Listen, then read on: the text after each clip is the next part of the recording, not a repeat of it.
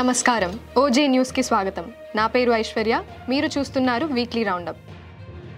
ప్రభుత్వాలు పంపిన బిల్లులపై ఆమోదం తెలపడానికి రాష్ట్రపతి గవర్నర్లకు నిర్దిష్ట గడువు విధించలేమని సుప్రీంకోర్టు స్పష్టం చేసింది.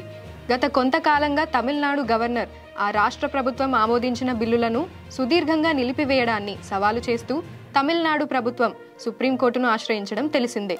తదనంతరం ఏప్రిల్ 8న సుప్రీంకోర్టు ధర్మాసనం దానిపై తీర్పును వెలువరించింది. రాష్ట్రపతి గవర్నర్ అధికారాల్లో ఆ తీర్పు తలదూర్చినట్లుగా ఉండటంతో మే నెలలో రాష్ట్రపతి ద్రౌపది ముర్ము 14 ప్రశ్నలతో సుప్రీంకోర్టు ప్రధాన న్యాయమూర్తికి లేఖ రాశారు. వాటికి సమాధానంగా రాజ్యాంగ ధర్మాసనం వెలువరించిన తీర్పులోని ప్రధాన అంశాలు: బిల్లులను పెండింగ్లో పెట్టడాన్ని ఆమోదంగా భావించాలనడం రాజ్యాంగంలో లేదని ధర్మాసనం తెలియజేసింది. కారణం లేకుండా బిల్లులను ఎక్కువ కాలం పెండింగ్లో ఉంచితే అది న్యాయపరమైన సమీక్ష పరిధిలోకి వస్తుందని ధర్మాసనం పేర్కొంది. మావోయిస్ట్ పార్టీకి కోలుకోలేని దెబ్బ తగిలింది. ఆ పార్టీ అగ్రనేత గెరిల్లా ఆపరేషన్లో ఆరితేరిన కేంద్ర కమిటీ సభ్యుడు, దండకారణ్య స్పెషల్ జోనల్ కమిటీ కార్యదర్శి మడవి హిడ్మా భద్రతా బలగాలతో మంగళవారం జరిగిన ఎదురుకాల్పుల్లో హతమైనట్లు పోలీసులు ప్రకటించారు. హిడ్మాతో పాటు ఆయన భార్య, దండకారణ్య స్పెషల్ జోనల్ కమిటీ సభ్యురాలు మడకం రాజే PLGA 1వ నెంబర్ కంపెనీలోని వివిధ ప్లటూన్లకు కమాండర్లుగా బాధ్యతలు నిర్వహిస్తున్న మరో 4 మావోయిస్టులు ఆంధ్రప్రదేశ్లోని అల్లూరి సీతారామరాజు జిల్లా మారేడుమిల్లి అటవీ ప్రాంతంలో జరిగిన ఎన్కౌంటర్లో మృతి చెందారు. ఎన్కౌంటర్లో మొత్తం 6 మావోయిస్టులు మరణించగా 9 మంది తప్పించుకున్నారు. 24 గంటలు గడవక ముందే తప్పించుకున్న బృందంలోని 7 మావోయిస్టులు ఎదురుకాల్పులలో ప్రాణాలు కోల్పోయారు. మృతుల్లో AOB స్పెషల్ జోనల్ కమిటీ సభ్యుడు, మావోయిస్ట్ పార్టీ టెక్నికల్ టీంకు ఇన్ఛార్జిగా వ్యవహరిస్తున్న కీలక నేత మెట్టూరు జోగారావు అలియాస్ టెక్ శంకర్ కూడా ఉన్నారు. 243 స్థానాలు ఉన్న బీహార్ శాసనసభ ఎన్నికల ఫలితాల్లో నేషనల్ డెమోక్రటిక్ అలయన్స్ NDA 202 స్థానాలు గెలుచుకుంది. తేజస్వి యాదవ్ నేతృత్వంలోని మహాగఠబంధన్ 35 సీట్లకే పరిమితమైంది. JDU అధినేత నితీష్ కుమార్ నవంబర్ 20న బీహార్ ముఖ్యమంత్రిగా 10వసారి ప్రమాణ స్వీకారం చేశారు. ఇక తెలంగాణలోని జూబ్లీహిల్స్ ఉప ఎన్నికల్లో కాంగ్రెస్ అభ్యర్థి నవీన్ యాదవ్ బీఆర్ఎస్ అభ్యర్థి మాగంటి సునీతపై 25,000 ఓట్ల మెజారిటీతో గెలుపొందారు.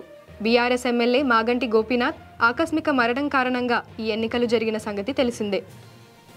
ఫార్ములా ఈ కార్ రేసింగ్కు సంబంధించి మాజీ మంత్రి కేటీఆర్పై అభియోగాలు నమోదు చేయడానికి గవర్నర్ జిష్ణుదేవ్ వర్మ అనుమతి ఇచ్చారు. హైదరాబాద్లో నిర్వహించిన ఫార్ములా ఈ రేస్ ప్రణాళిక మరియు అమలు విషయంలో జరిగిన నిర్ణయాలపై ఈ విచారణ నడుస్తోంది. రాష్ట్ర అభివృద్ధి మరియు గ్లోబల్ విజిబిలిటీ కోసం తీసుకున్న నిర్ణయాలేనని, తాను ఎలాంటి తప్పు చేయలేదని కేటీ రామారావు స్పష్టం చేశారు. ఐబొమ్మ మరియు బప్పం టీవీ పైరసీ నెట్వర్క్ల స్థాపికుడిగా ఆరోపణలు ఎదుర్కొంటున్న ఇమ్మడి రవిని హైదరాబాదులో సైబర్ క్రైమ్ పోలీసులు అరెస్ట్ చేశారు. ఆయన నిర్వహించినట్లు భావిస్తున్న ఈ పైరసీ కార్యకలాపాలకు సంబంధించిన పరికరాలను పోలీసులు స్వాధీనం చేసుకున్నారు మరియు విదేశీ ఖాతాలలో ఉన్న 3 కోట్లకు పైగా నిధులను ఫ్రీజ్ చేశారు. 70కి పైగా మిర్రర్ సైట్ల ద్వారా ప్రధాన తెలుగు సినిమాలు లీక్ చేసినట్లు ఆరోపణలు ఉన్నాయి. ఈ పైరసీ కారణంగా 2024లో తెలుగు చిత్ర పరిశ్రమకు సుమారు 3,700 కోట్ల నష్టం జరిగినట్లు పరిశ్రమ వర్గాల అంచనా.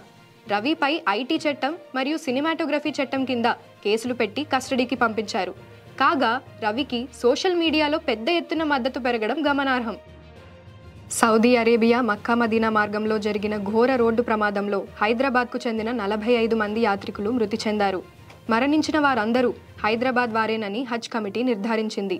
ఈ ప్రమాదంలో విద్యానగర్కు చెందిన ఒకే కుటుంబంలోని 18 మంది మృతి చెందడం తీరని విషాదాన్ని నింపింది. మొత్తం 46 మందితో కూడిన ఈ బృందంలో అబ్దుల్ షోయబ్ అనే వ్యక్తి మాత్రమే ప్రమాదం నుండి బయటపడగా ప్రస్తుతం అతను ఆసుపత్రిలో చికిత్స పొందుతున్నారు. ఈ పరిస్థితిని పర్యవేక్షించేందుకు జడ్డాలోని భారత ఎంబసీ ప్రత్యేక కంట్రోల్ రూమ్ను ఏర్పాటు చేసింది. ఉస్మానియా విశ్వవిద్యాలయం ఆర్ట్స్ కాలేజీలో చేరిన నూతన విద్యార్థుల కోసం ఇండక్షన్ ప్రోగ్రాంను ప్రిన్సిపల్ C. కాసిం అధ్యక్షతన నిర్వహించారు. ఈ కార్యక్రమంలో ముఖ్య అతిథిగా తెలంగాణ విద్యా commission chairman retired IAS officer Akunuri Murali, గౌరవ అతిథిగా ప్రముఖ విద్యావేత్త CH వేణుగోపాల్ రెడ్డి హాజరయ్యి నూతన విద్యార్థులకు మార్గనిర్దేశనం చేశారు. విభాగాధిపతులు మరియు అధ్యాపకులు పాల్గొని విద్యార్థులకు కళాశాల సౌకర్యాలు, వివిధ కార్యకలాపాల గురించి వివరించారు. ఈ కార్యక్రమంలో జర్నలిజం విభాగం రూపొందించిన వీడియో అందరినీ ఆకర్షించింది.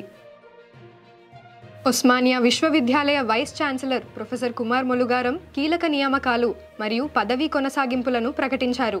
Professor M Vijjulatha science college ప్రిన్సిపల్గా, professor Hameeda B research development and consultancy centre డైరెక్టర్గా, professor D Karunasagar university college of science Saifabad ప్రిన్సిపల్గా మరియు professor CH Srinivas Nizam college ప్రిన్సిపల్గా నూతనంగా నియమితులయ్యారు.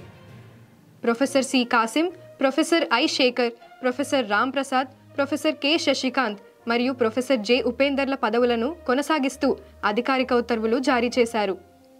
ఇవి ఈ వారం వార్తలు. వచ్చే వారం మరిన్ని వార్తలతో మళ్ళీ కలుద్దాం. అంతవరకు సెలవు.